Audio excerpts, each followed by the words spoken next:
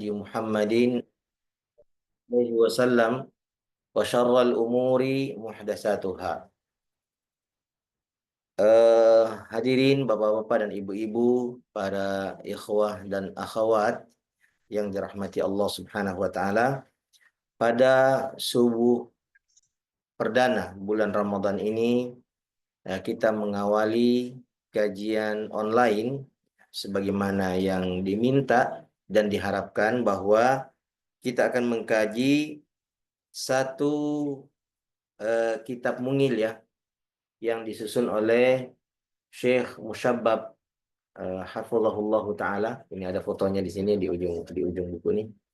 Ya, beliau ini sudah 3 kali mengunjungi kita ya di kota Makassar, dan pada setiap kunjungan beliau itu beliau membawakan daurah membahas tentang kitab yang beliau susun ini. Nah, ini kitabnya. Ya, terlihat ya. Tis'u tis'ina fikratan li hayati zaujiyah sa'idah. Li hayatin zaujiyatin sa'idah. Ada 99 kiat untuk membangun rumah tangga yang bahagia. Tentu saja setiap manusia, ya, lelaki maupun wanita, lintas suku dan bangsa, lintas agama dan keyakinan, ya, mengharapkan kehidupan berumah tangga yang berbahagia. Bahkan harapan itu mereka perjuangkan. Namun di dunia ini tidak semua harapan itu mudah digapai oleh seseorang meskipun ia telah memperjuangkannya. Betapa banyak orang-orang yang gagal menggapai harapannya pada berbagai bidang kehidupan, ya, baik di bidang ekonomi, di bidang agama, ibadah. Ada yang mengharapkan bulan Ramadan ini bisa 30 hari tanpa jebol, tetapi betapa banyak yang jebol-jebol ya puasanya. Ada yang mengharapkan agar bisa mengkhatamkan Al-Quran di bulan Ramadan ini, tetapi betapa banyak yang tidak menggapai atau tidak mampu menggapai harapan itu. Ada orang yang ingin menjadi kaya, menjadi pintar, menjadi berkuasa. Lalu ia mengupayakan harapan itu dengan bermacam kiat yang telah ia lakukan. Namun betapa banyak orang yang tetap berada dalam kondisi miskin, tetap berada dalam kondisi bodoh, tetap berada dalam kondisi tak memiliki kuasa, tidak memiliki karir apa-apa. Padahal dia mengharapkannya. Artinya ma'asyiral muslimin, tidak semua harapan yang diimpikan oleh manusia dan diperjuangkannya ya mampu dia raih dan dia peroleh. Nah, begitulah realitas kehidupan dunia. Ya, sehingga ketika harapan-harapan yang sifatnya duniawi itu tidak tercapai, semestinya seseorang tidak perlu kecewa, ya, tidak perlu sakit hati, tidak perlu gundah gulana, apalagi sampai berputus asa dan kehilangan harapan sama sekali. Karena memang sejatinya salah satu di antara bentuk ujian yang Allah Subhanahu wa taala timpakan kepada manusia adalah tidak terwujudnya harapan yang dia inginkan. Itu adalah bahagian daripada ujian, atau hilangnya kesempatan untuk meraih impian, hilangnya peluang untuk mewujudkan impian. Itu adalah bahagian daripada ujian yang mesti diterima oleh manusia di dalam kehidupannya untuk menentukan tingkat kesabaran yang ada di dalam hatinya. Kalau kita buka surah Al-Ankabut, ma'asyiral muslimin, ya pada ayat yang kedua, dan saya harap ya jamaah hadirin yang jumlahnya sudah 31 orang ini ya bisa membuka surah Al-Ankabut ya, ayat yang kedua dan ketiga. ayat yang kedua dan ketiga. Dan seandainya ada hadirin yang mau membacakannya, tentu ini lebih ideal ya.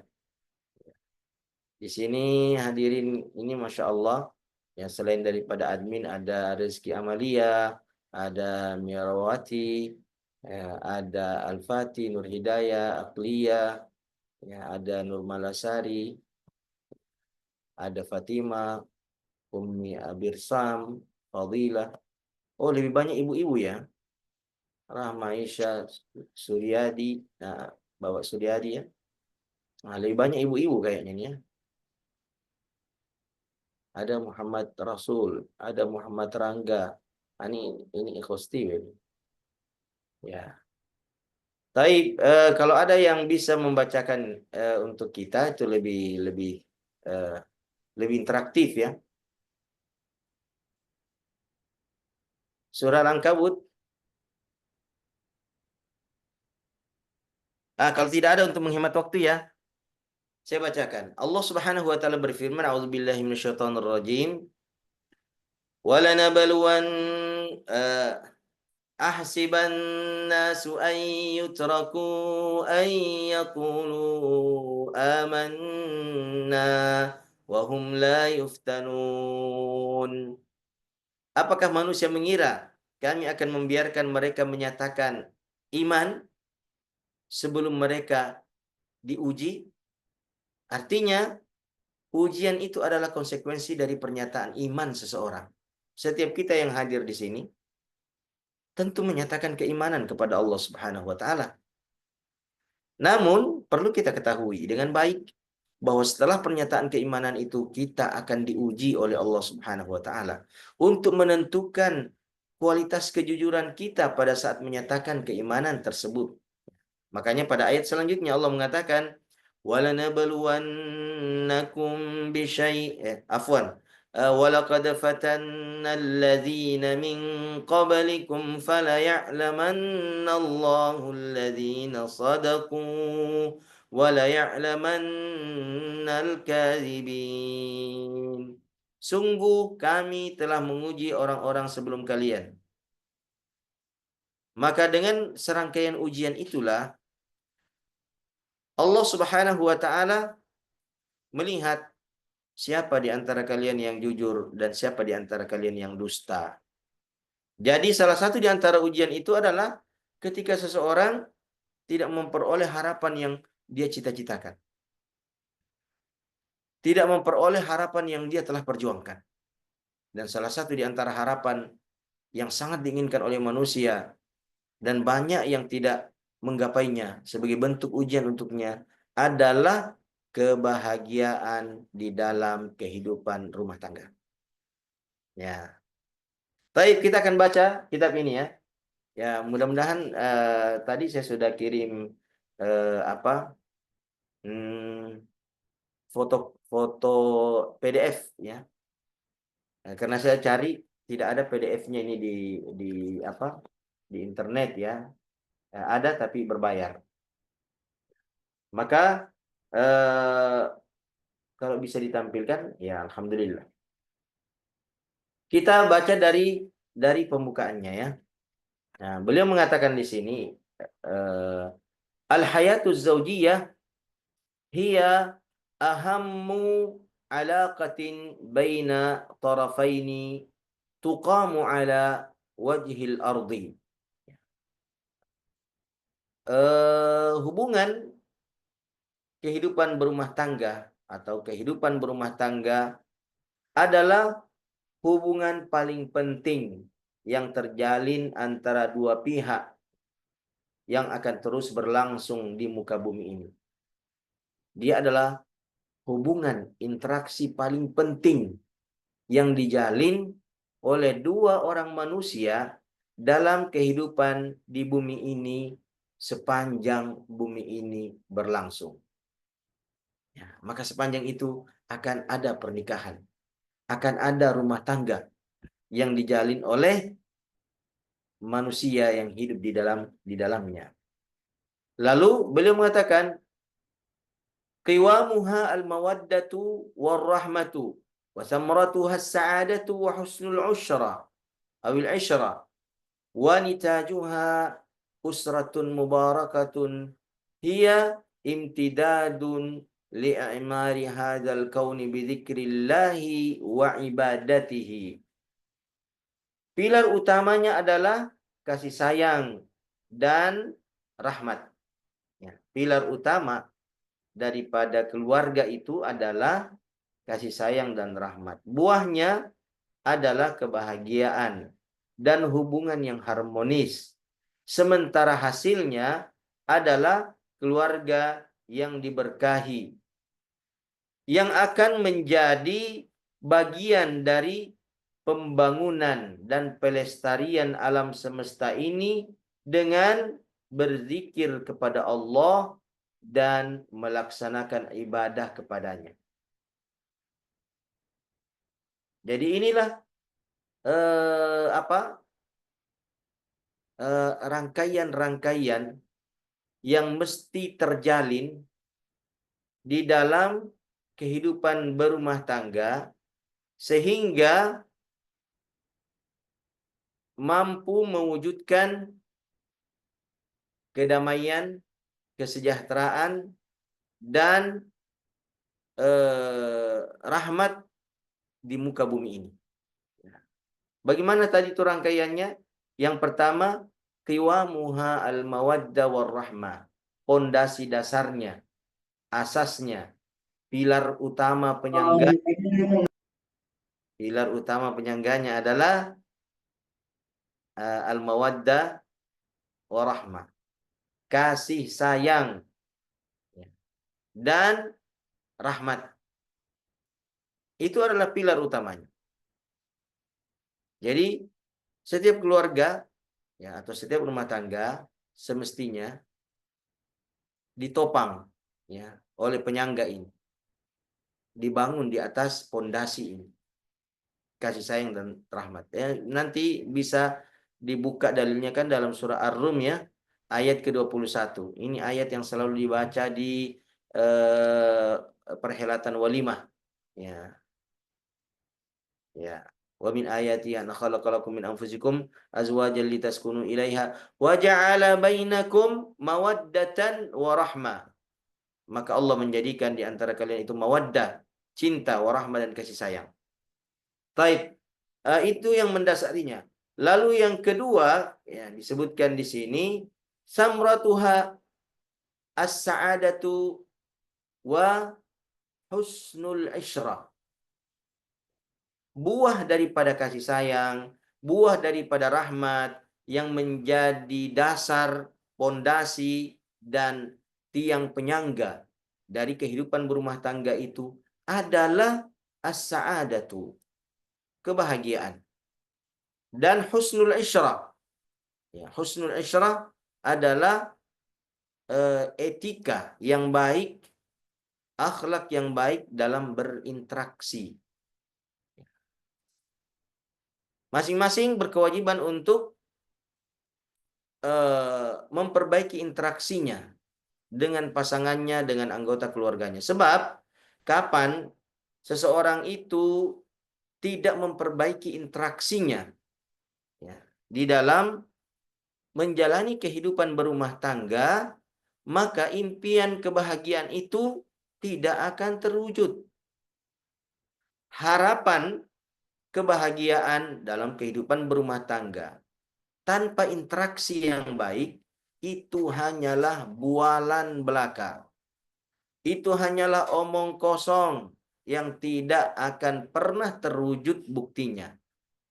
Jika saja kehidupan berumah tangga itu tidak dilakoni dengan interaksi yang baik, dengan etika dan akhlak mulia di dalam berinteraksi bersama dengan individu anggota rumah tangga. Ya, suami tidak berkata-kata yang santun kepada istrinya. Istrinya selalu membantah, ngeyel terhadap suaminya.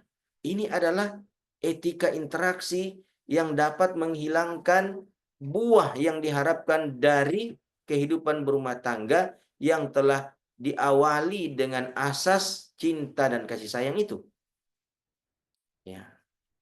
Cinta dan kasih sayang itu pada akhirnya akan pudar manakala masing-masing dari anggota rumah tangga itu tidak memiliki etika, tidak memiliki sopan santun, tidak memiliki kesantunan, ya, kelembutan di dalam berinteraksi dengan setiap anggota rumah tangganya.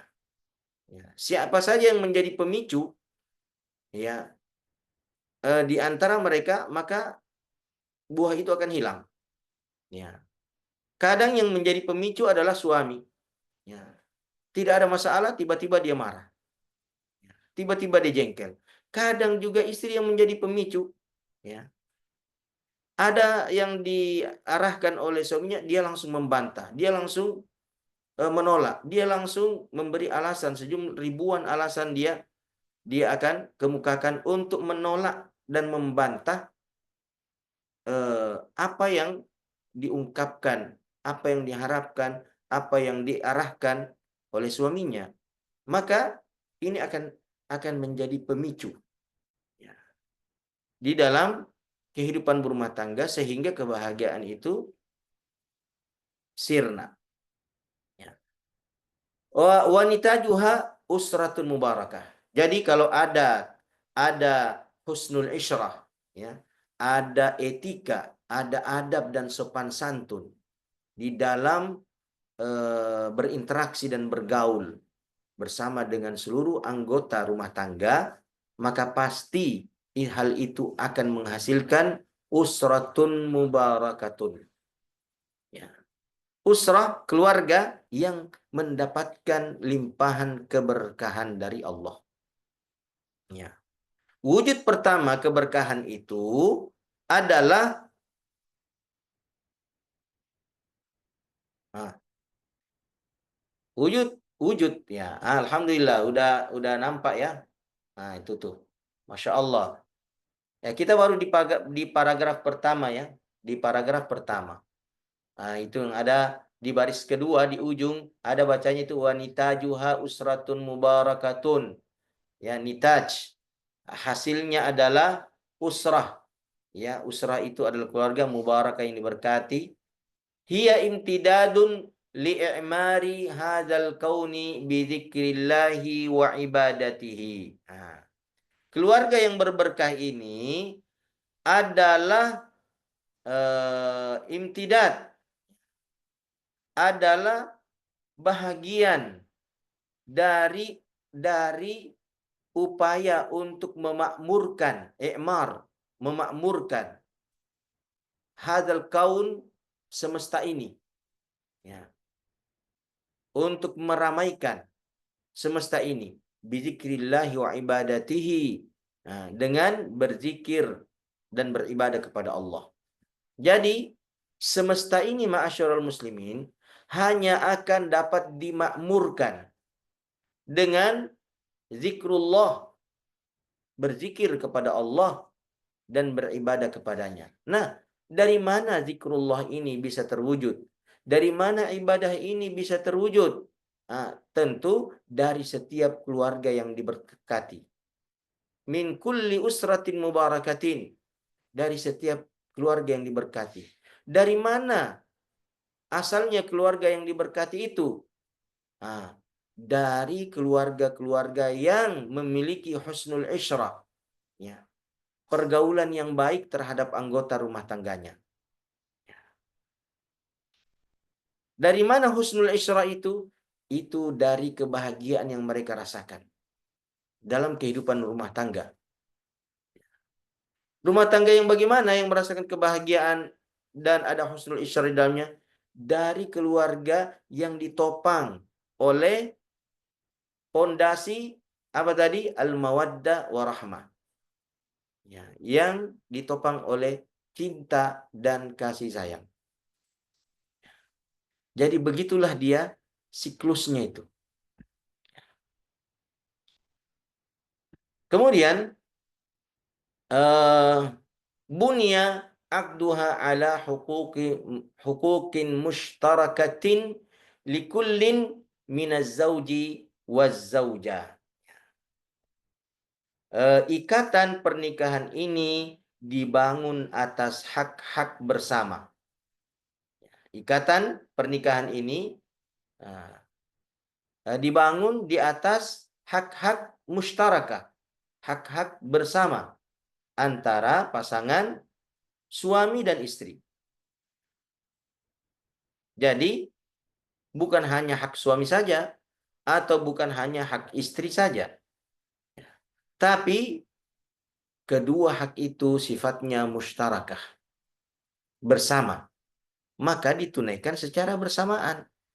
Ketika suami telah menunaikan hak istrinya, memberikan nafkah, dia sudah bekerja, dia sudah memberikan dana, memberikan makan, tidak ada yang kelaparan dari anggota keluarganya, tidak istrinya, tidak anak-anaknya, semuanya terpenuhi makanannya.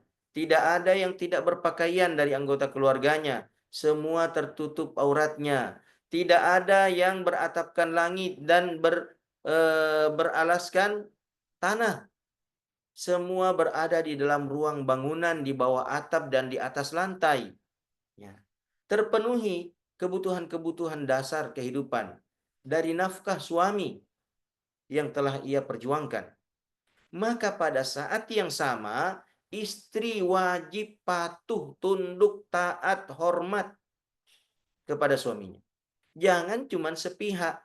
Suami dituntut untuk bekerja mati-matian, memenuhi seluruh kebutuhan dasar rumah tangga.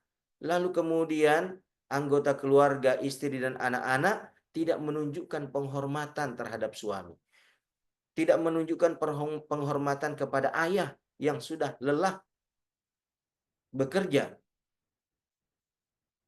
mencari nafkah, memenuhi kebutuhan dasar kehidupan mereka. Maka hak ini musyarakah. Hak-hak ini harus ditunaikan secara bersamaan.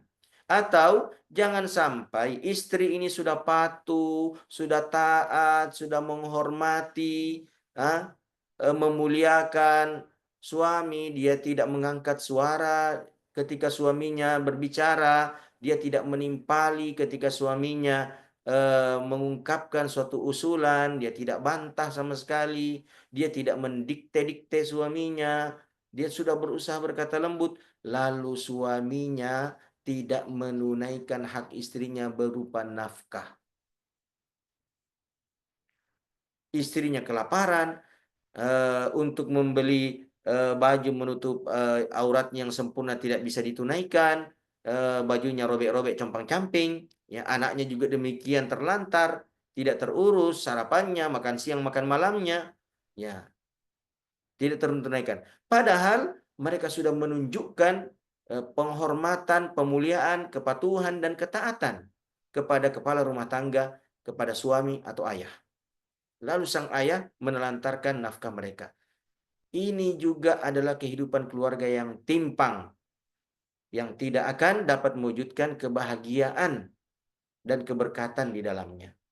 Jadi sekali lagi, ya pada paragraf pertama di ujung kalimatnya, Syekh mengatakan di situ, bunia aqduha ala huquqin mustarakatin likullin minaz zauji waz zaujah. Akad nikah ini simpulannya dibangun di atas hak-hak musyarakah, hak-hak bersama bagi setiap pasangan suami dan istri. Ya. Jadi tidak boleh ada yang menuntut secara sepihak saja pasangannya untuk sempurna, perfect di dalam menunaikan hak, lalu dia tidak sempurna di dalam menunaikan hak pasangannya. Wa minal ma'lum anna aqdaz zauj min ahammil uqudi atau ala anna aqdaz zawaj min ahammil uqudi ala al-itlaq. Ya. Diketahui bahwasanya akad nikah itu, kata beliau, adalah merupakan ahammul uqud, merupakan akad perjanjian yang paling penting. Yang paling penting. alal itlaq, secara mutlak. Ya. Jadi secara mutlak akad-akad perjanjian yang ada dalam kehidupan dunia ini yang paling penting, yang paling sakral, yang paling utama, yang paling suci adalah akad nikah. Perjanjian-perjanjian yang tersimpul dan terjalin di antara sesama manusia yang banyak dan beragam itu, yang paling sakral di antaranya, yang paling penting di antaranya, yang paling mulia di antaranya adalah akad nikah. Maka setiap lelaki dan wanita harus memposisikan akad nikah itu pada tempat yang paling tinggi di antara semua akad yang ada. Kan ada akad transaksi jual beli, ada akad transaksi sewa menyewa, ada akad transaksi pinjam meminjam, dan akad-akad yang lainnya yang mengikat perjanjian antara seseorang dengan orang lainnya dalam kehidupan ini. Banyak jenis dan bentuk akad yang ada. Dari seluruh jenis-jenis dan bentuk-bentuk akad yang menjalin kerjasama di antara dua orang dalam kehidupan ini, yang paling sakral, yang paling utama, yang paling tinggi, yang paling mulia, yang paling asasi adalah akad nikah.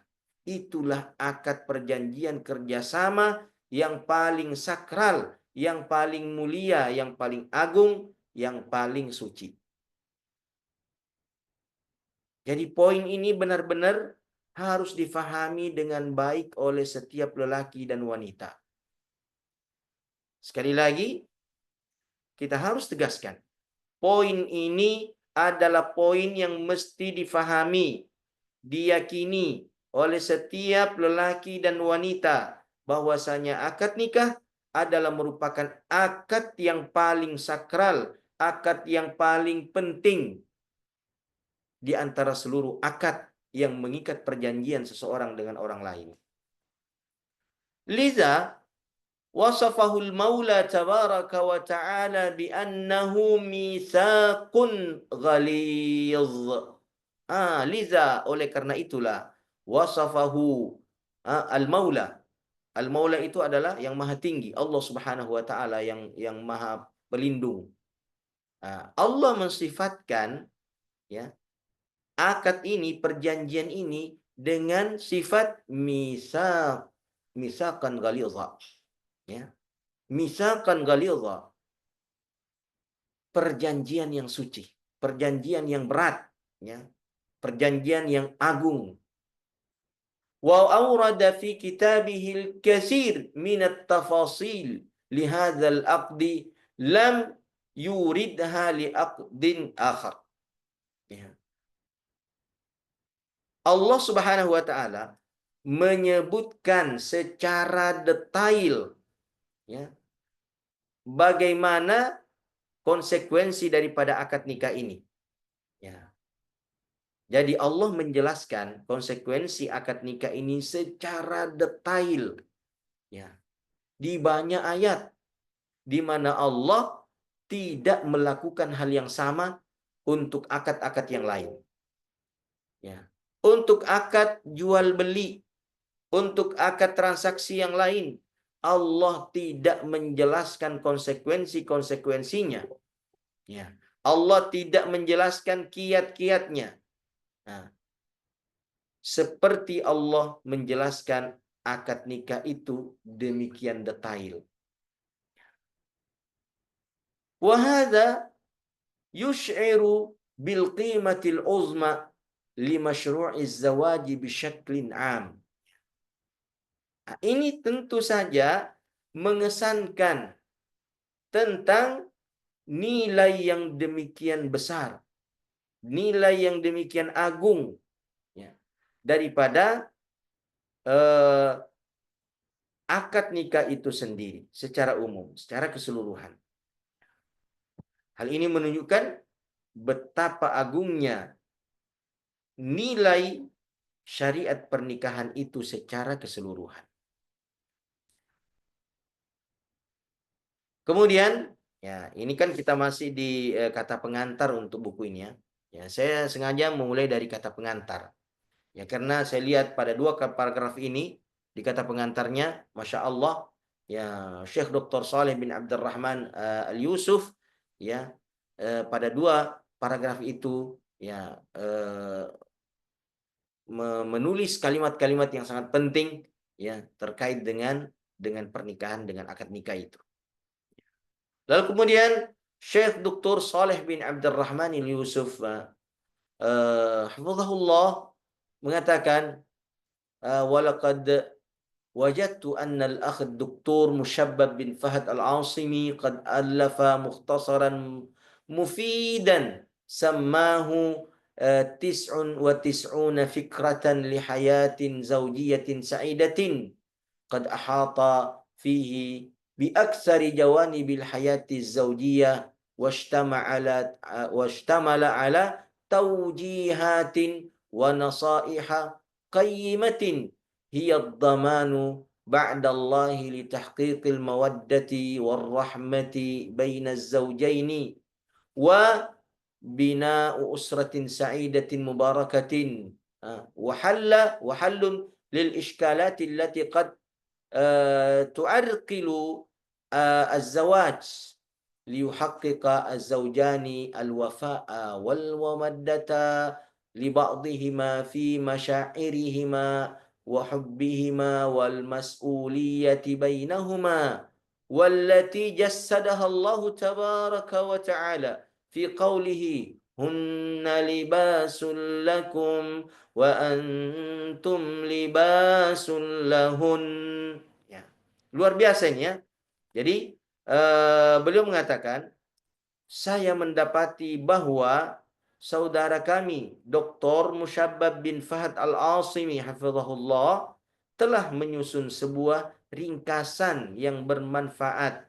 Beliau memberikan judul 99 nasihat atau kiat untuk kehidupan rumah tangga yang bahagia. Nah, dalam buku ini kata beliau, ya, Syekh Musyabbab mengupas sebahagian besar aspek kehidupan pernikahan, mencakup arahan dan nasihat berharga yang setelah pertolongan Allah ba'da taufiqillah menjadi jaminan untuk mewujudkan kasih sayang dan rahmat antara pasangan suami istri dalam membangun keluarga yang bahagia dan diberkati, serta mengatasi masalah-masalah yang muncul di perjalanan kehidupan mereka. Dengan begitu, suami istri dapat mencapai kesetiaan dan kasih sayang satu sama lain, baik secara emosional, secara fisik antara mereka, dan baik secara secara tanggung jawab. Ya. Mereka sebagaimana yang Allah Subhanahu wa taala tegaskan di dalam Al-Qur'an, hunna libasul lakum wa antum libasul lahunna. Mereka istri-istri kalian itu libasul lakum, pakaian untuk kalian. Ya. Dan wa antum, kamu juga wahai para lelaki, libasun lahunna, pakaian untuk mereka. Jadi fungsi masing-masing pasangan suami istri diungkapkan dan digambarkan oleh Allah pada ayat ini laksana pakaian. Fungsi pakaian ma'asyiral muslimin yang pertama adalah menutup aurat. Ya, menutup aurat. Maka suami itu menutup kelemahan dan kekurangan istrinya. Istri juga demikian menutup kelemahan dan kekurangan suaminya. Bukan sebaliknya, membeberkan ke sana kemari kekurangan pasangannya. Kalau ada suami atau istri yang membeber-beberkan kelemahan dan kekurangan pasangannya kepada orang lain, maka dia tidak berfungsi sebagai pakaian yang menutup aurat suaminya. Dia kehilangan fungsi itu. Fungsi yang kedua ma'asyiral muslimin, pakaian bagi manusia, ya, tidak hanya sekedar menutup aurat ini dari penglihatan orang, tetapi berfungsi juga untuk melindungi kulit dari terpaan panas matahari, dari terpaan angin yang dingin, cuaca yang dingin. Ya. Dia menghangatkan tubuh dari dingin yang menusuk. Ya. Dan dia mendinginkan kulit dari terpaan panas matahari yang menyengat. Fungsi perlindungan. Maka suami itu harus benar-benar berfungsi sebagai pelindung istrinya. Melindungi mereka dari gangguan syaitan yang menginjeksikan maksiat, dosa, pelanggaran. Ya. Sebagaimana dalam surah At-Tahrim ayat ke-6, ya ayyuhalladzina amanu qu anfusakum wa ahlikum nara. Wahai orang-orang beriman, jagalah diri kalian dan keluarga kalian dari neraka.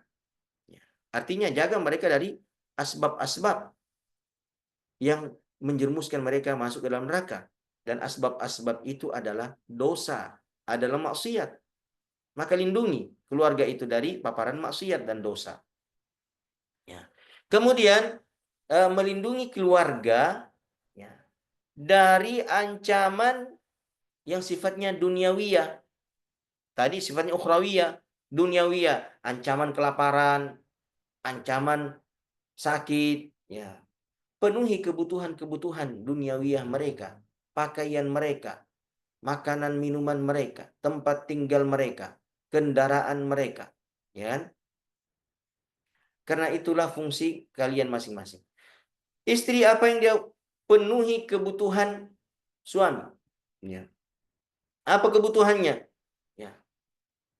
Kebutuhan yang paling mendesak terkadang bagi seorang lelaki melebihi kebutuhan makan dan minumnya adalah kebutuhan syahwatnya. Seorang lelaki itu bisa menahan lapar, bisa menahan ngantuk, bisa menahan haus, tapi kadang dia tidak mampu menahan syahwat. Agar suami Anda tidak terjebak dalam perbuatan-perbuatan nista melalui mata, telinga, tangan, dan kakinya, mengantarkan mereka pada zina. Maka disinilah istri berfungsi sebagai pakaian yang melindungi suaminya, menjaga suaminya dari paparan-paparan fitnah perzinahan. Kataballahu ala ibni Adam hadzahu minaz zina mudrikun zalika la mahala. Fazinal ainani nazar, wazinal uznaini istima', wazinal lisanil kalam, wazinal qalbi tamanni, wazinal yad batsh, wazina ar-rijlaini al-mashi ilaihi. Allah telah membagi bagian-bagian zina itu pada tubuh Bani Adam, pada tubuh manusia. Zinanya mata memandang, zinanya telinga mendengar, zinanya lisan merayu, zinanya hati merindu, zinanya tangan meraba, zinanya kaki melangkah. Dan ketika kaki yang sudah berzina, hanya tinggal dua kemungkinan kata Rasulullah. Yusaddiqul farju au yukadzibuhu. Kemaluannya membenarkan semua zina itu. Kalau kemaluannya membenarkan, maka terjadilah perzinahan yang keji yang sesungguhnya. Sebagaimana yang marak terjadi di kota-kota besar, di hotel-hotel, di penginapan-penginapan, di tempat-tempat wisata, bahkan di tempat-tempat pendidikan. Perzinahan dilakukan secara masif oleh banyak orang. Mengapa lelaki-lelaki itu terpancing melakukan perzinahan? Boleh jadi sebab utamanya karena kebutuhan mereka untuk penyaluran yang halal pada keluarganya tidak terpenuhi dengan baik. Lelaki bisa menahan lapar, lelaki bisa menahan haus, lelaki bisa menahan ngantuk, tetapi dia sangat kesulitan menahan hawa nafsunya yang sudah bergejolak dan memanas. Lalu ketika istrinya abai, istrinya tak peduli, maka itu artinya istri tidak berfungsi sebagai pakaian yang melindungi suaminya. Pada saat di mana suami telah menjalankan fungsinya sebagai pelindung bagi keluarganya, kebutuhan-kebutuhan dasarnya telah dia penuhi. Nah, makanya tadi dikatakan ya pada paragraf pertama ya di baris terakhir ya, di ujungnya tuh beliau mengatakan bunya aqduha ala huquqin mushtarakah. Akad nikah ini dibangun, dijalin di atas hak-hak bersama, yang artinya ditunaikan secara bersama-sama, tidak satu pihak saja. Nah, maka itu fungsi kedua dari pakaian, dia melindungi. Fungsi ketiga dari pakaian, dia menghiasi. Jadi tidak hanya sekedar melindungi badan dari panas matahari, tidak hanya melindungi badan, kulit dari dinginnya cuaca, tetapi pakaian pun berfungsi sebagai perhiasan. Khudhu zinatakum inda kulli masjidin, kata Allah. Ambillah perhiasan-perhiasan kalian setiap kalian menuju ke masjid. Apa maksudnya perhiasan di situ? Pakaian yang bisa menghiasi Anda dan membuat Anda tampil elegan dan menarik. Itu ternyata fungsi masing-masing pasangan suami istri. Dia harus menjadi hiasan bagi pasangan yang lainnya. Dia harus tampil mengesankan yang membuat suaminya atau istrinya selalu memandang dengan senyuman. Aromanya harum, tampilannya bersih, tampilannya rapi. Tapi kalau ada pasangan, ya, tampilannya seperti orang tidur melulu. Karena memang dia suka tidur, mulai sejak pagi tidur, siang tidur, malam tidur, tidur melulu. Dia tidak menghiasi dirinya. Sehingga pasangannya muak, bosan, bahkan mual ketika melihatnya. Ya. Mual ketika mendekatinya. Mungkin karena ada aroma yang tidak nyaman. Dia hirup dari pasangannya. Berarti pasangan itu kehilangan fungsi perhiasan. Karena pakaian itu salah satu di antara fungsi utamanya adalah menghiasi, ya, membuat indah seseorang. Maka pasangan itu seperti itu juga, ma'asyiral muslimin. Haruslah berfungsi sebagai perhiasan yang membuat kita nyaman dalam kehidupan berumah tangga dan dalam keadaan dalam berinteraksi.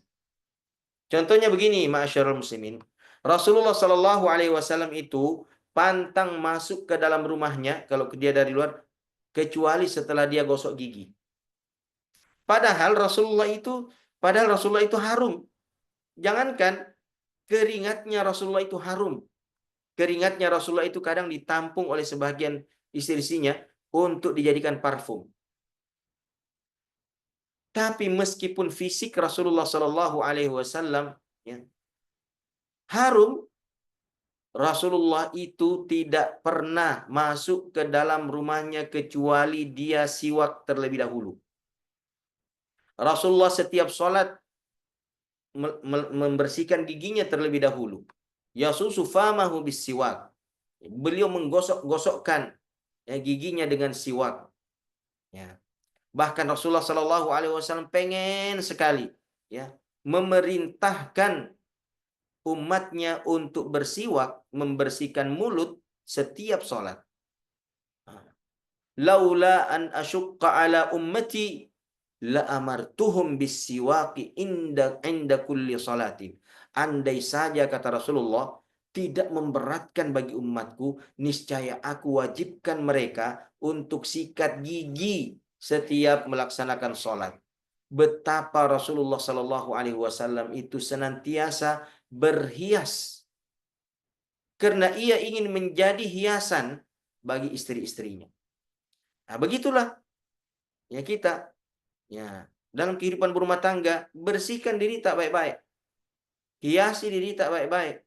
Ya memang kita tidak segagah mungkin artis-artis tertentu, kulit kita tidak seglowing artis-artis tertentu, tapi berusahalah untuk terus membersihkannya. Minimal tidak ada aroma yang tidak nyaman yang bisa membuat pasangan kita terganggu ketika dia mendekati kita. Dan ini harus diupayakan oleh masing-masing pasangan terhadap dirinya sendiri. Dia sendiri yang menyadari hal tersebut. Saya harus menjadi perhiasan bagi pasanganku. Ya, hiasan itu harum, indah dipandang, nyaman disentuh. Jazallahu fadilatahu ala hadzal juhdil mubarak wa ja'ala hadzal al-mu'allaf khairan liman allafahu wa qara'ahu wa attala alaihi wa sallallahu ala nabiyyina Muhammadin wa alihi wa sahbihi wasallam. Nah, lalu beliau mengatakan, ya semoga Allah membalas ya Syekh dengan balasan pahala yang baik atas kesungguhan dan upaya yang sangat berberkat ini. Dan semoga buku ini dijadikan sebagai pintu kebaikan bagi siapa saja yang membacanya dan menelaahnya. Wassallallahu ala nabiyina Muhammadin wa ala alihi wa sahbihi wasallam. Demikian ma'asyiral muslimin rahmati Allah Subhanahu wa taala. Ya, kita telah membaca kata pengantar ya bagi kitab ini akan kita baca ya dan akan kita pelajari seterusnya ya, dan kata pengantar ini ditulis oleh Syekh Dr. Saleh bin Abdurrahman Al-Yusuf hafizahullahu taala. Demikian, dan saya serahkan kembali ma'asyiral muslimin kepada moderator ya untuk kemudian melanjutkan acara ini. Barakallahu fikum. Assalamualaikum warahmatullahi wabarakatuh. Iya, Masya Allah, begitu menarik materi kita pada kali ini. Para peserta sekalian, ini baru pembukaan atau mukadimah, begitu menarik dan penasarannya kita bagaimana pembahasan yang berikutnya. Maka mari ajak keluarga dan saudara-saudara kita untuk mengkaji majelis-majelis ilmu bersama kita. Ya, insya Allah kita akan lanjut pada sesi tanya jawab, Ustaz. Mungkin ada dari peserta kita yang ingin bertanya, kami persilakan. Boleh langsung atau melalui kolom chat. Tafadhol.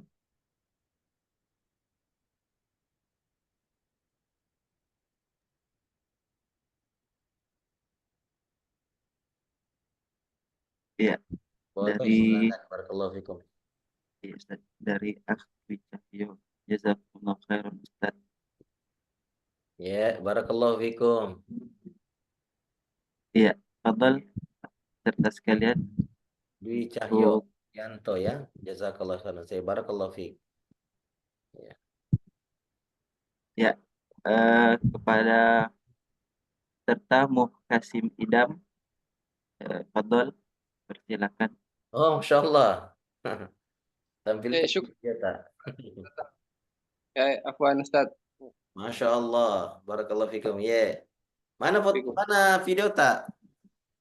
Afwan Ustaz, ana lagi ini agak anunya apa? Jaringan mungkin tak terlalu ini kalau videonya. Oke, ya. Di goa kini, di goa. Nah, Ustaz, barakallah fiik. Ana ada pertanyaan seperti ini Ustaz. Afwan ini melanjutkan pertanyaan salah seorang jamaah terkait masalah ini apa namanya? Suaminya yang ini banyak berkegiatan di luar dan dia kegiatan-kegiatannya di luar itu berhubungan dengan misalnya dengan kantor ya, atau pekerjaannya itu kantor, ada perempuan misalnya, atau misalnya ada ya tidak semuanya laki-laki bercampur baur ya saat dalam kegiatan urusan. Dan ini bagaimana katanya ketika misalnya ada seorang laki-laki ini yang memberikan ucapan terima kasih kepada rekan sejawatnya karena sudah misalnya membantu pekerjaannya, tetapi rekan sejawatnya ini adalah seorang perempuan. Ya, apakah ini dianggap terlalu bagaimana kepada hal apa namanya yang perempuan lain ya, kita mengucapkan terima kasih, sehingga mungkin pertanyaannya ini ada istri bertanya, kenapa kalau perempuan lain disanjung seperti itu, sementara di rumah saja jarang sekali disanjung. Nah, itu bagaimana menghadapi persoalan seperti itu? Apa ini pertanyaan dari jamaah? Iya, betul. Masya Allah. Barakallahu fikum. Ini pertanyaan yang sangat bagus, sangat tepat, dan sangat relevan dengan fenomena kehidupan sosial yang kita alami saat ini. Dan ini adalah merupakan sebenarnya fitnah ya. Ini adalah fitnah di dunia kerja, di dunia pendidikan ya, yang kita alami saat ini, yaitu al-ikhtilat. Adanya interaksi campur baur antara lelaki dan wanita. Ya. Ikhtilat inilah menjadi malapetaka yang sangat berbahaya dan berdampak beragam dalam kehidupan kita. Utamanya dampaknya itu pada maraknya perzinahan yang terjadi. Wal'iyazubillah. Nas'alullah salam wal afiyah. Dan pada akhirnya berdampak juga pada kebahagiaan rumah tangga. Ya. Rumah tangga menjadi betapa banyak ma'asyiral muslimin. Ya. Para pekerja itu terjebak, baik lelaki maupun wanita, terjebak dalam hubungan perselingkuhan. Pemicu pertamanya adalah ikhtilat, campur baur di dunia kerja. Ya.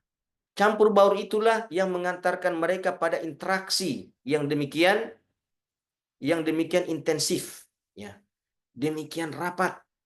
Ya. Bukan hanya sekedar saling memuji satu dengan yang lain, bukan hanya sekedar saling mentraktir satu dengan yang lain, ya, bukan hanya sekedar saling sapa, ya, dengan penuh kelembutan dan perhatian satu sama lain, tidak. Tapi berujung pada saling menyentuh, saling menggandeng, saling meraba, saling merangkul. Wal'iyazubillah. Ini harus kita akui. Telah menjadi malapetaka dalam kehidupan sosial kita di berbagai tempat. Ikhtilat. Ya. Jangankan dalam dunia kerja, ma'asyarul muslimin. Bukankah kita pernah dikagetkan baru-baru ini tentang peristiwa pencabulan oleh pimpinan pondok tahfidzul Quran? Pernah dengar beritanya? Warga Makassar.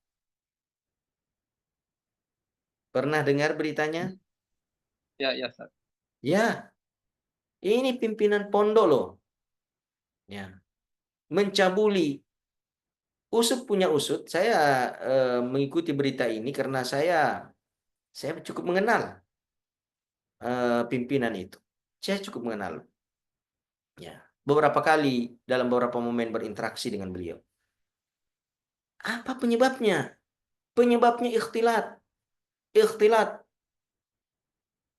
Kalaulah pimpinan pondok di lembaga pendidikan Al-Quran siang malam menghafal santri-santriwatinya, dia bisa terjebak dalam perselingkuhan yang terkutuk dan keji itu disebabkan karena ikhtilat. Lalu bagaimana dengan mereka-mereka pegawai-pegawai di dunia kerja yang memang umumnya jauh dari ibadah, jauh dari zikir, jauh dari doa, jauh dari Al-Quran. Sama sekali tidak ada benteng yang dapat melindungi mereka dari syahwat yang semakin hari semakin memanas dan membara. Akibat interaksi ikhtilat itu, di situ ada senyuman manis dari setiap mereka kepada yang lain, ada sapaan lembut, santun, ada pujian-pujian yang lama-kelamaan itu akan menumbuhkan simpati. Simpati akan berbuah cinta, cinta akan berbuah kerinduan dan asmara. Jatuhlah mereka dalam zina. Wal'iyazubillah.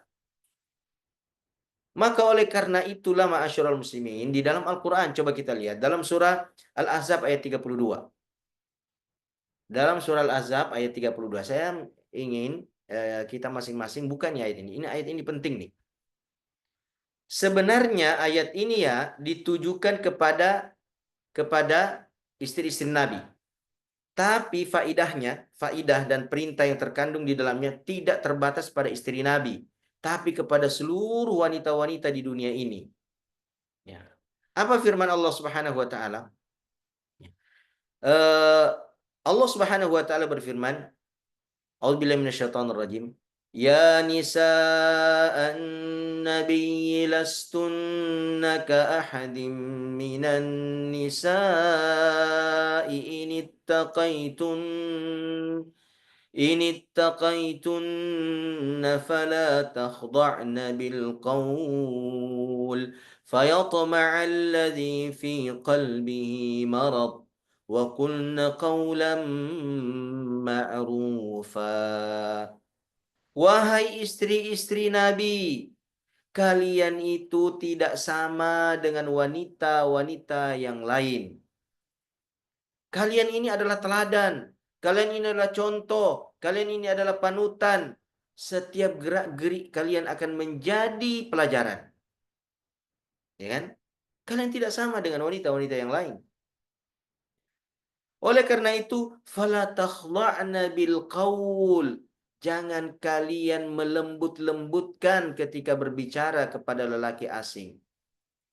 Kepada lelaki asing, nggak boleh berlembut-lembut, berlemah lembut, mendayu-dayu suaranya.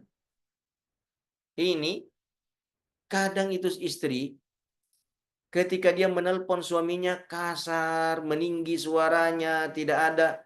Tetapi begitu dia menelpon lelaki lain untuk urusan-urusan yang lain, wih, kok tiba-tiba intonasi suara melembut? Ah, ini bahaya ini. Ya kan? Ada demikian juga kadang lelaki ya terjebak dalam hal kasus yang sama. Ya, kepada wanita lain dia melembut. Ya. Akhirnya semuanya terjebak dalam kasus ikhda'ul qaul, melembutkan ucapan dan kata-kata dengan lawan jenis yang sifatnya ajnabi, yang asing. Apa efeknya yang ingin dicegah? Fayatma'ul ladzi fi qalbihi marad, sehingga akan timbul kecenderungan, keinginan, ya. Ada gejolak-gejolak asmara yang bisa timbul, ya, dipicu oleh kelembutan suara seorang wanita.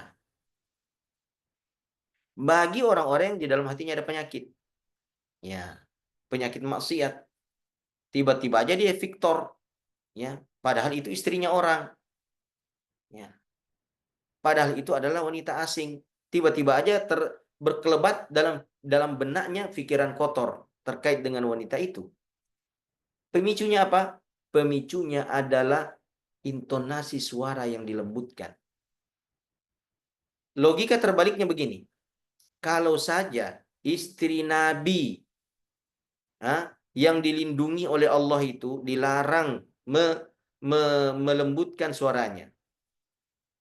Padahal beliau ummahatul mukminin, dinobatkan sebagai ibu-ibu kaum muslimin. Haram kaum muslimin yang lain untuk menikahinya. Haram hukumnya menikahi mereka. Haram. Karena mereka itu berstatus ibu bagi kita. Ya. Sebagaimana seorang anak haram menikahi ibunya, maka haram umat Muhammad menikahi istri-istri Rasulullah SAW. Tapi bayangkan nih, istri Nabi dilarang melembutkan suara. Padahal dalam syariat tidak ada peluang bagi siapapun untuk menikahi mereka. Lalu bagaimana dengan wanita yang halal pada dasarnya untuk dinikahi? Ya tentu larangan itu lebih utama ditujukan kepada mereka. Karena potensi untuk terjebak dalam fitnah dan maksiat itu lebih besar daripada kepada istri Rasulullah. Ya. Jadi kalau kita mau menyelesaikan problematika sosial seperti ini, kita menyelesaikannya dari dasar. Ya, fenomena ikhtilat ini dulu yang harus kita selesaikan. Kita tidak akan mungkin menyelesaikan efek-efek negatif berikutnya kalau pemicunya tidak diselesaikan terlebih dahulu. Ya. Maka ma'asyiral muslimin, jauhi ikhtilat. Yang bekerja di dunia di dunia ikhtilat itu, ya, di kantor-kantornya ikhtilat, hindari semaksimal mungkin ikhtilat. Ya. Suami hindari ikhtilat. Ya, semaksimal mungkin. Kemudian para suami hati-hati, waspada dengan kelembutan suara, ya, yang yang disampaikan pujian-pujian, para suami itu harus hati-hati. Ya, para suami itu tidak boleh terlalu muji-muji, ya, muji-muji rekan kerjanya, bahaya. Di situ bisa setan dengan licik menginjeksikan, ya, pikiran-pikiran kotor, rencana-rencana kotor, dan pada akhirnya tindakan-tindakan kotor. Ya, efek daripada pujian-pujian tersebut. Suami harus menahan diri, ya, membentengi diri. Ya. Lalu kemudian yang kedua, menundukkan pandangan. Ya, itu dalam surah An-Nur kan ayat 30 dan 31. Kullil mu'minina yaghuddu min absarihim wa yahfazu furujahum dzalika azka lahum. Katakan kepada lelaki-lelaki beriman agar mereka menundukkan pandangannya. Yang demikian itu lebih menjaga kemaluan mereka. Lebih suci bagi kemaluan mereka. Mengapa Allah memadukan, ya, antara menundukkan pandangan dan menjaga kemaluan? Para ulama mengatakan lelaki yang tidak sungguh-sungguh menundukkan pandangannya dari wanita-wanita asing, maka pada saat itu dia sangat kesulitan menjaga kesucian kemaluannya. Artinya potensi untuk terjebak dalam perselingkuhan dan perzinahan sangat besar. Jalan itu sangat mulus dan lapang, ya, untuk dia sampai pada perzinahan dan perselingkuhan manakala matanya ia tidak jaga dari pandangan-pandangan terhadap wanita-wanita.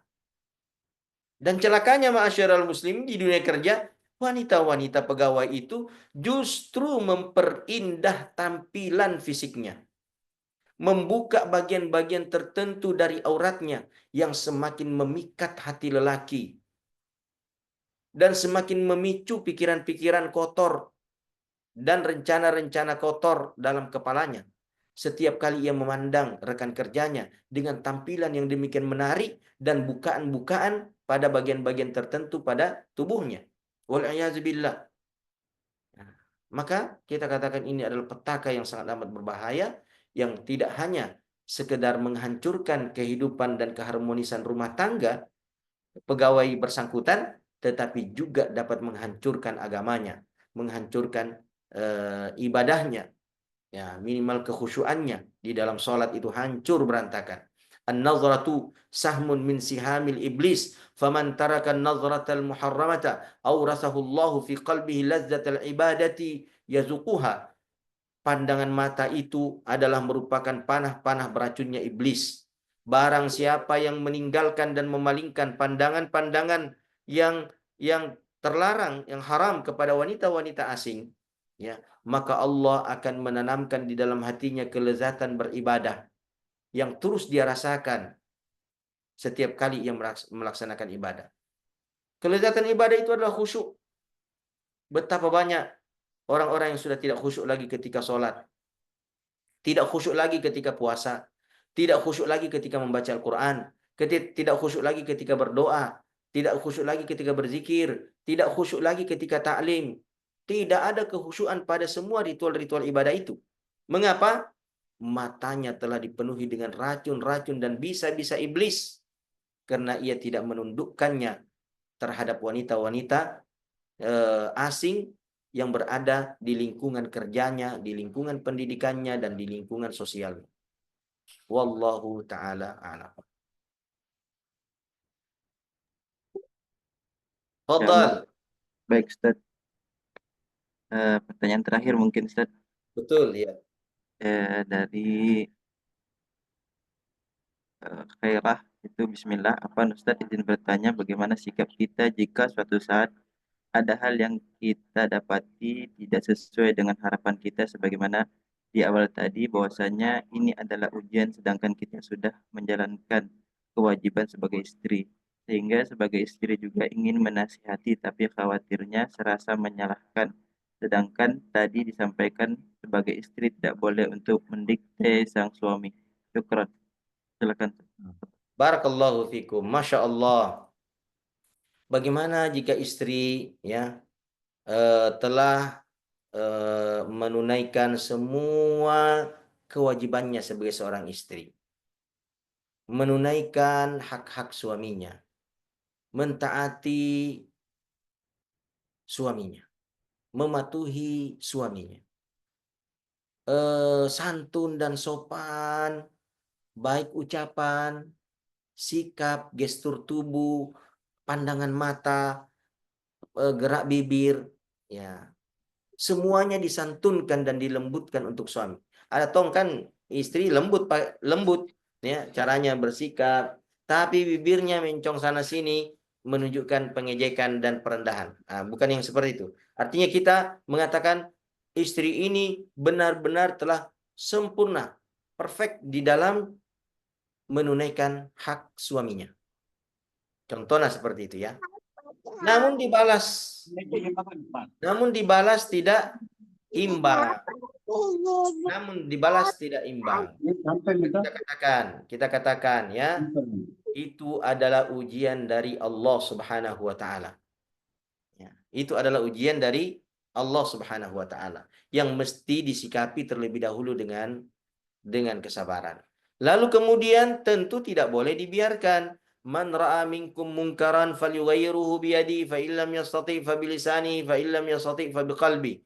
Siapa di antara kalian yang melihat kemungkaran, maka hendaklah dia merubah kemungkaran itu dengan tangannya, kekuasaan. Oh, istri tidak punya kuasa, ya kan? Kalau dia menggunakan hal itu mungkin tambah runyam, tambah parah, ya kan? Suami bisa tersinggung.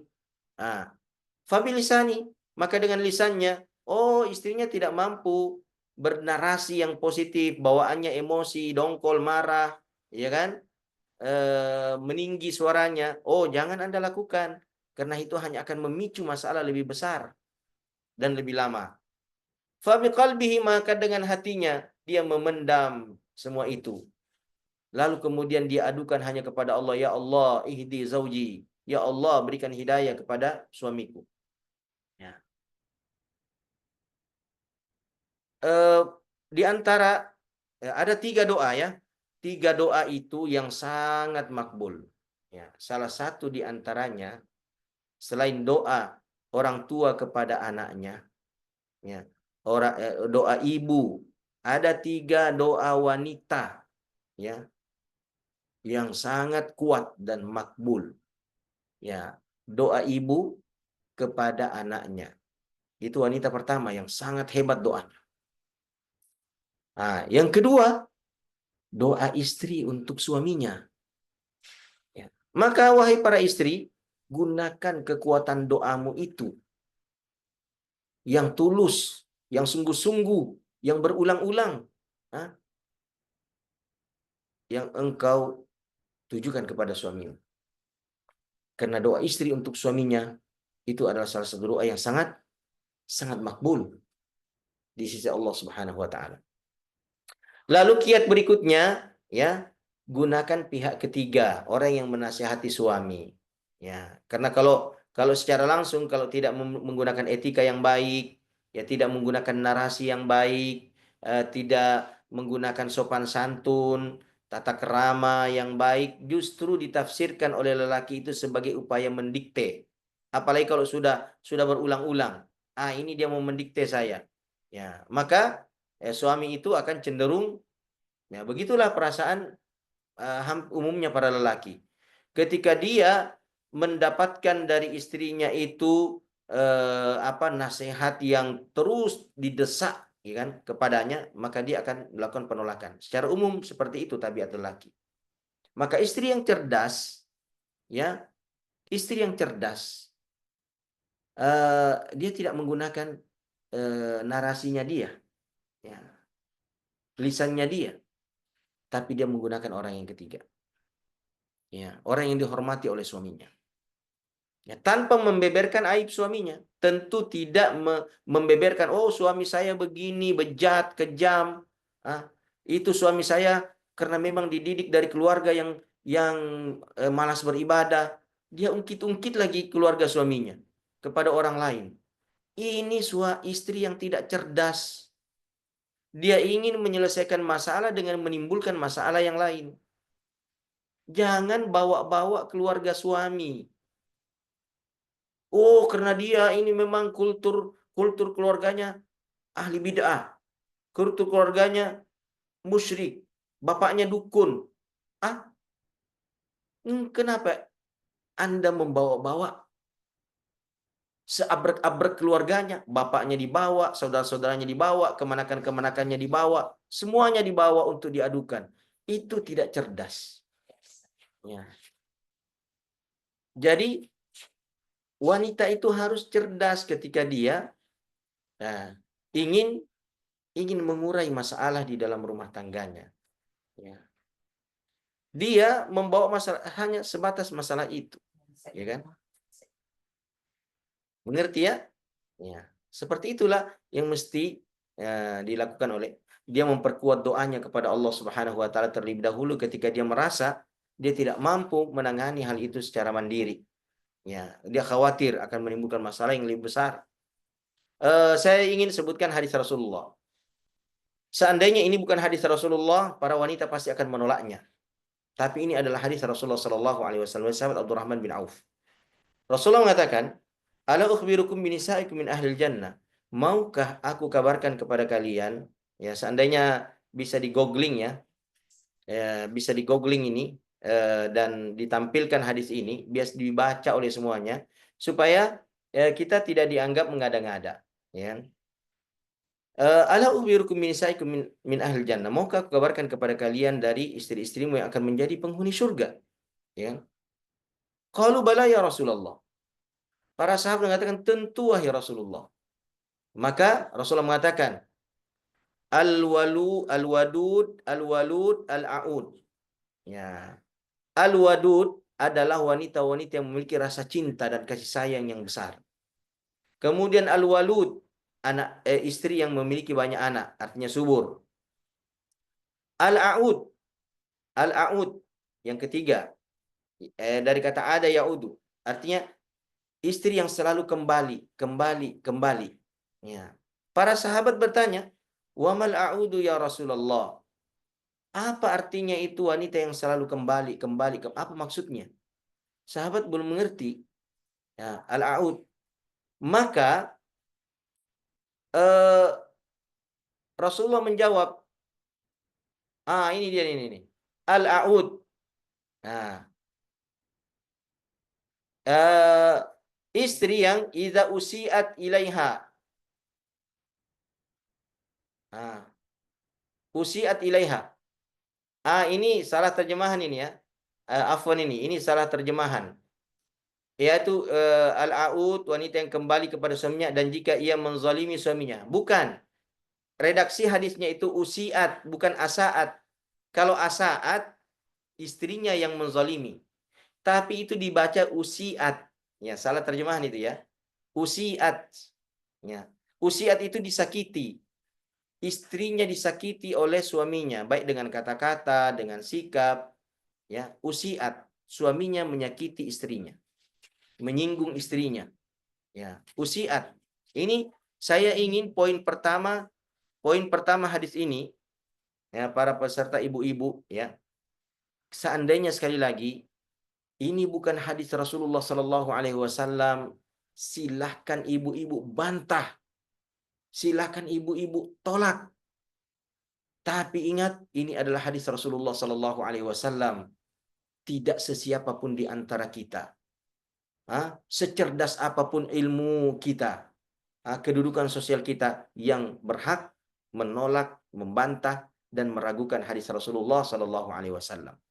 Terima dia, meskipun Anda mungkin merasa, aduh berat sekali ini. Ya.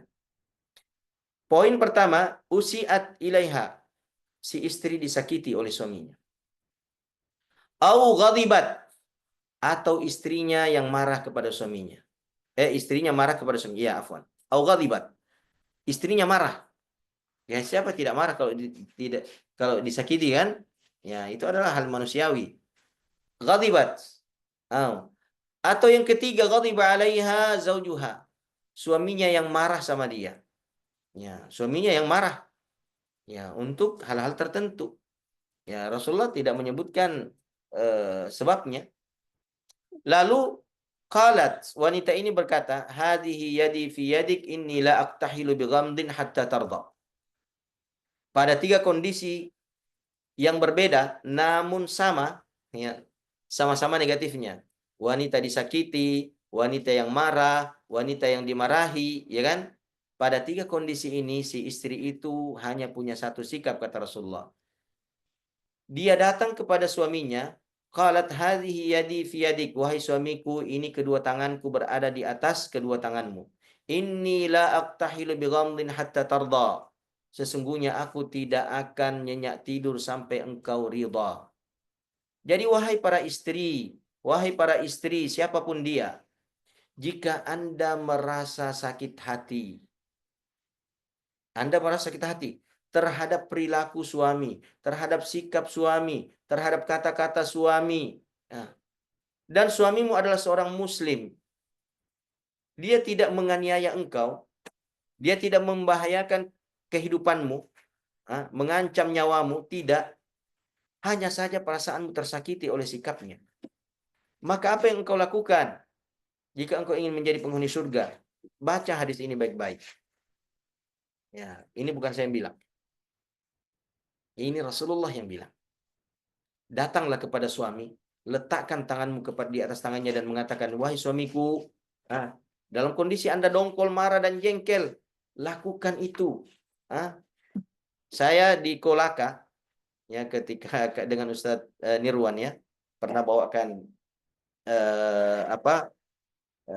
daurah, ya, daurah sakinah. Saya tanya para lelaki nih di samping ibu-ibu pakai hijab, para suami, bapak-bapak, kalau bapak-bapak sedang marah nih, marah, dongkol, jengkel, atau istrinya marah-marah, atau istrinya sakit, lalu istrinya datang, istrinya mendekat, ibunya mendekat, lalu dia meletakkan kedua tangannya seperti itu seraya berkata, wahai suamiku, ini kedua tanganku berada di atas tanganmu, aku tidak akan nyenyak tidur sampai engkau mencintai aku, ridha kepada diriku. Bagaimana sikapnya bapak-bapak? Apakah bapak-bapak akan marah, akan menyakiti? Spontan semua para laki mengatakan, tidak Ustadz, kami akan segera luluh, memberikan perhatian dan kasih sayang. Jadi ini adalah solusi nabawiyah yang sangat praktis, yang dapat segera mengurai permasalahan rumah tangga. Tapi kalau istri itu dia makin mengeyel, dia makin membantah-bantah, dia makin keras, dia makin seperti guru, seperti profesor, seperti kiai besar, ya, mengumbar semua dalil, perkataan ulama. Wah, ini tidak akan menyelesaikan masalah bagi sang suami. Rasulullah Shallallahu Alaihi Wasallam sama sekali tidak mengisyaratkan pada hadis ini bahwa wanita itu datang lalu kemudian memberikan wejangan, kultum, ceramah, khutbah, daurah, ya, di hadapan suaminya, menyebutkan sejumlah dalil secara detail perkataan para ulama dan ustadz di hadapan suaminya. Tidak, Rasulullah tidak mengatakan hal yang seperti itu. Dan inilah solusi nabawiyah yang paling praktis untuk menyelesaikan masalah dalam rumah tangga, bahwa istri itu yang datang kepada suaminya, bukan suami yang datang kepada istrinya. Wallahu ta'ala a'lam. Tapi afwan, tapi suami juga kalau merasa bersalah, ya kan, merasa bersalah, jangan juga meninggi egoismenya. Ya, dia harus menyadari kesalahannya kalau dia salah. Ya. Dia harus menyadari kesalahannya kalau dia salah. Ya, jangan juga mentang-mentang suami dia tidak mau merasa salah, ya, meskipun dia sudah salah. Ya, wallahu taala. Ya, baik Ustaz. Terakhir mungkin closing statement Ustaz, nasihat atau tausiah Ustaz sebelum kami tutup pengajian pada hari ini. Barakallahu fikum. Bismillahirrahmanirrahim. Kita kata kunci, ya. Kata kunci dari kata pengantar tadi ini, bahwasanya kebahagiaan rumah tangga itu akan terwujud, ya, manakala rumah tangga itu dibangun di atas pondasi cinta dan kasih sayang. Maka pondasi ini yang harus kita upayakan bersama-sama. Kita harus mewujudkan cinta dan kasih sayang itu. kita harus merawat dan melindungi cinta dan kasih sayang itu. Dan ini harus dilakukan secara bersamaan. Tidak hanya suami yang mewujudkannya dan menampakkannya, atau tidak hanya istri yang mewujudkan dan menampakkannya. Kedua belah pihak ya mewujudkan cinta dan kasih sayang itu secara bersama-samaan. Lalu kemudian husnul isyrah. Cinta itu akan semakin menguat dengan interaksi yang baik. Semakin baik interaksi kita dengan pasangan, ya, semakin baik si istri menghormati, menghargai, memuliakan suaminya, maka akan semakin baik suami mengaplikasikan perhatian, cinta, dan perlindungan untuk istrinya. Namun, semakin rendah kualitas perhatian seorang wanita menghormati, memuliakan suaminya, maka seiring dengan hal itu semakin rendahlah suaminya mewujudkan cinta dan perhatian kepada istrinya. Jadi husnul isyrah harus dibangun secara bersama-sama dalam kehidupan berumah tangga. Etika, adab, ya, tata krama di dalam berinteraksi antara pasangan suami istri adalah sesuatu yang tidak boleh diabaikan sama sekali. Lalu kemudian fungsi kita dalam membangun rumah tangga itu bukan hanya sekedar ingin bahagia-bahagia saja, tapi ada tujuan final yang harus kita gapai secara bersama-sama, yaitu zikrullah wal ibadah. Ya, banyak mengingat Allah Subhanahu wa taala dan mewujudkan sebaik-baiknya peribadatan kepada Allah Subhanahu wa taala dalam lingkungan rumah tangga kita masing-masing. Ya, ibadah adalah merupakan tujuan finish dari segala aktivitas yang kita lakukan dengan siapapun, kepada siapapun, dan dimanapun. Ibadah adalah tujuan finish kita semuanya. Ya. Wallahu ta'ala a'lam. Barakallahu fikum. Saya tutup ya, dan sebelum saya kembalikan kepada moderator kita, Ustadz Agung, saya tutup dengan doa kafaratul majlis ya. Apa yang salah itu datang dari kelemahan kami mohon ampun kepada Allah dari setiap kesalahan, dan kepada antum semuanya wajib meluruskan dan membenarkan agar kesalahan itu tidak terwariskan kepada generasi berikutnya, dan apa yang benar semata-mata datang dari taufik Allah Subhanahu wa taala, dan kewajiban kita ya selain meyakininya adalah mengamalkannya. Demikian ma'asyarul muslimin, saya tutup dengan doa kafaratul majlis. Subhanakallahumma bihamdik, asyhadu an la ilaha illa anta, astaghfiruka wa atubu ilaik. Wassalamualaikum warahmatullahi wabarakatuh. Waalaikumsalam. Syukran Ustaz. Barakallahu fikum. Wafikum barakallah. Ya, pada para peserta insya Allah besok kita akan melanjutkan kajian kita pada kajian parenting 99 kiat keluarga bahagia. Masih bersama Ustaz. Agung, Ya, Ustaz. bagaimana kalau saya bertepatan dengan ada jadwal ceramah subuh umpamanya di masjid? Bagaimana kira-kira? Nanti kami kami konsultasikan ke panitia Ustaz. Baik, barakallahu fikum. Ya. Baik, Ustaz. Syukran, Ustaz. Boleh saya pamit ya? Boleh saya pamit? Ya, betul, Ustaz. Syukran. Baik, pamit ya Ustadz Agung dan seluruh sahabat-sahabat teman-teman ikhwah yang lain. Assalamualaikum warahmatullahi wabarakatuh.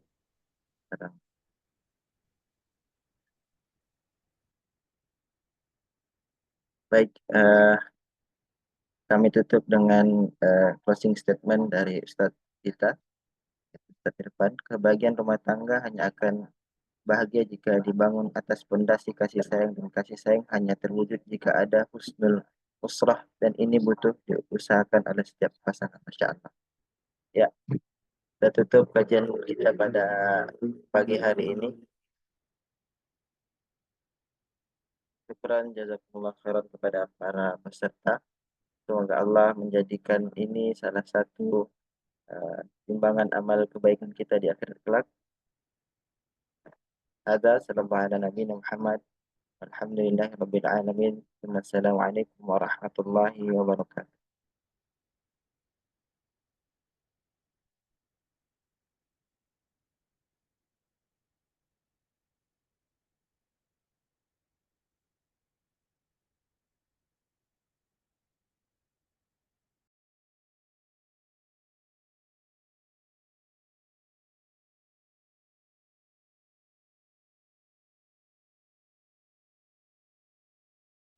Sasmi.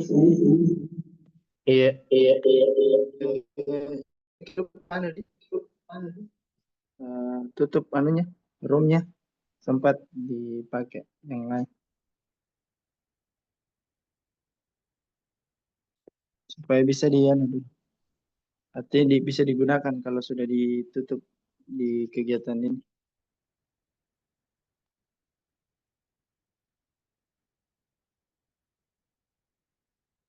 Kenapa tidak kedengaran suara? Kita closing roomnya.